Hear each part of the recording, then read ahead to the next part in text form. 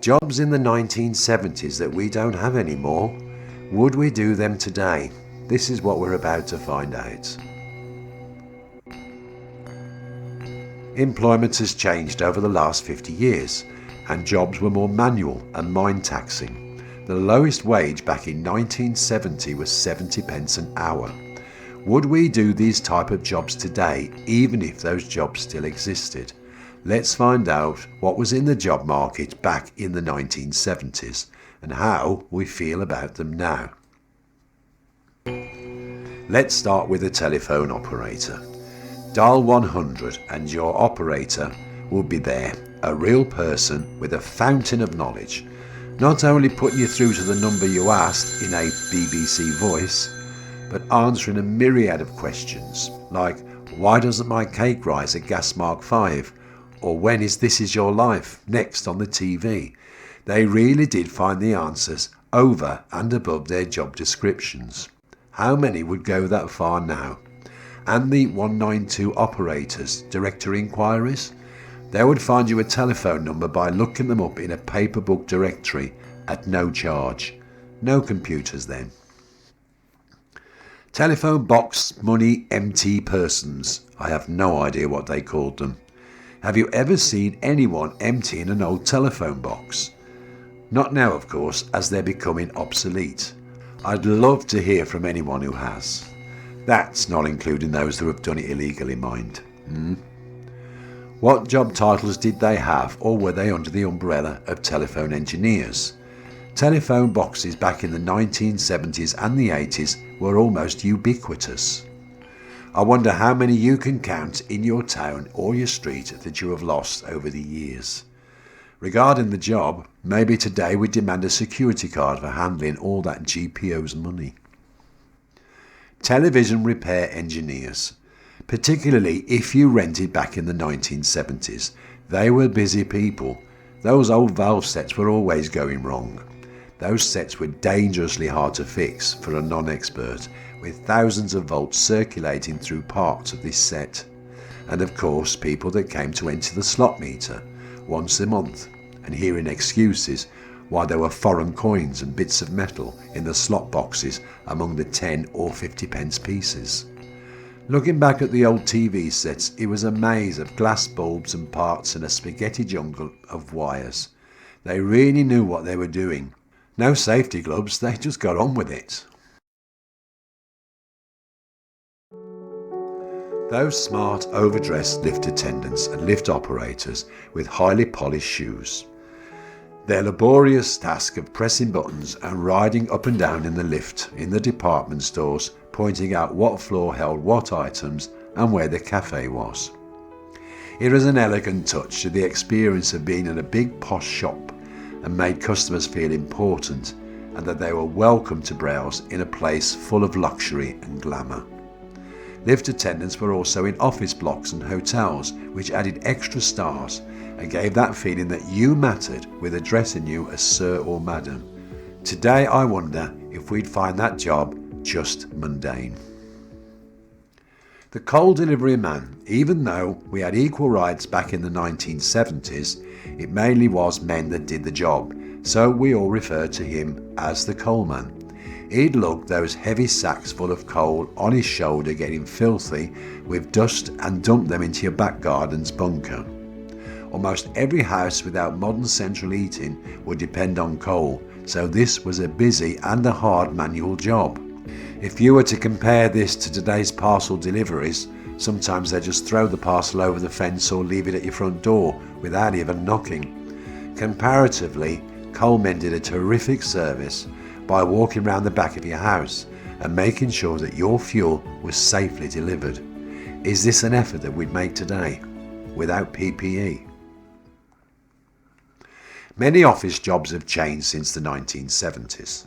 The first being the typist, on a manual typewriter, having to take care whilst keeping a super fast typing speed. No delete or copy or paste buttons, just a small bottle of white corrector fluid that was painted over the typos. Crikey, with my dyslexic brain, I need a bottle the size of a barrel. Short-hand note and minute takers would have to take courses in order to take notes at lightning speed before they type them up. Here is the type of shorthand secretaries learned to use. Without PCs and printers, that job description would need a higher level of training today. Not forgetting the dictaphone, a device the manager would use to record his memos and letters for the typist to try and type up. Not always as easy to understand, with sometimes bad quality recording and the manager either talking too fast or with an accent that could be barely understood by the typist. The office junior, working mainly all around the building, would have the task of making tea and bringing biscuits to meetings, manual filing of typed invoices and retrieving files for the office or staff managers. Everything was paper, so therefore looking for files was a dull task and infuriating if somebody had misfiled. The junior would have to learn the switchboard and the telex machine to cover breaks. A jack of all trades and learn very little, as no one would consider the junior as being part of the team in a regimented environment of the workplace back then. You'd stand there as a junior watching the accountants working on their comptometer, not even looking at you as you served tea or dropped them their internal post. Everybody remembers the milkman. Started his round at 4 o'clock in the morning, delivered glass bottles, not only milk, but also dropped off yogurts, eggs, potatoes, bacon, orange juice, and much more to your door before you had even awoken. In the Midlands, we used sterilised milk. It was popular. Have you ever tried that? What about your local repair shop? When we lived in a society of make and mend, instead of those items that are cheaply built today and would cost more to fix than throw away and add into the landfill. Hair dryers, vacuum cleaners, radio sets and record players were all made so they could easily be taken apart and repaired for a few pounds. Drop them off at your local repair shop and they'd have them ready, fully working within a week. I doubt many of us would have that versatility today, and I admit, nor the patience. Manufacturers have just made repair a thing of the past. The Billy Boy. Now this was probably dying out even in this decade, but many remember the job and how they were run ragged. They were employed on building sites, railway yards and scrap yards. Their job was mainly to keep the workers happy by supplying them tea. They'd carry a billy can with hot tea to pour into the mugs to the workers whenever they needed it. Moreover, they'd fetch and carry orders from the cafe and ended up being a go-between for messages and gossip.